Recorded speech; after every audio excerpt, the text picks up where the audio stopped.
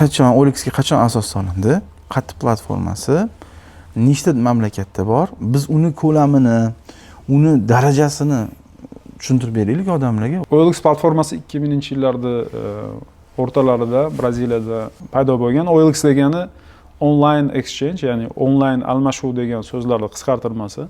Braziliyada hozir eng katta bizneslardan biri OLX hozirgacha. Bizni родительский kompaniya deymiz, ya'ni bosh kompaniyamiz bu Prosus Naspers Holdingi.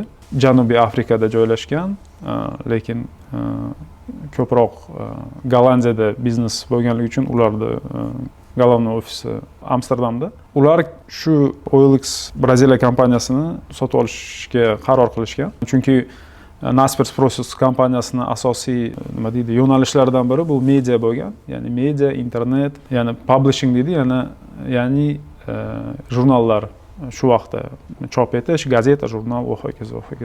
Media kompaniya bo'lgan.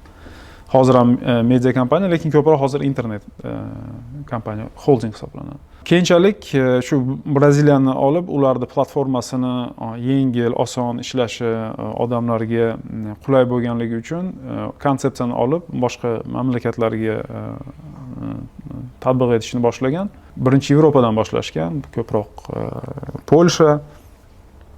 Polshada o'zining platformasi bo'lgan, milliy platforma, uni sotib olishib, uni OLX qilishgan. Keyin Ukraina, boshqa mamlakatlar, tam Bosniya bor, uning ichida Ruminiya, Bolgariya va hokazo. Keyinchalik O'zbekistonga kelishgan. 2015-yili kelib, OLXdan oldin torg.uz degan sayt bo'lgan. Ularni sotib olishib OLX platformasiga o'tkazilgan. Shundan beri 2016-yildan beri 2015-2016-yilning boshlaridan beri O'zbekistonda OLX platformasi bor. Ya'ni 8-9 yildan beri bu platforma O'zbekistonda ishlab keladi. Umumiy eng ko'p biznesimiz bo'lgan mamlakatlar 40 ta mamlakatda bo'lgan. Keyinchalik qaysidir bizneslarni sotib yuborilgan qaysidir mamlakatlarda. Shuning uchun 40 ta mamlakatda OLX platformasi bo'lgan.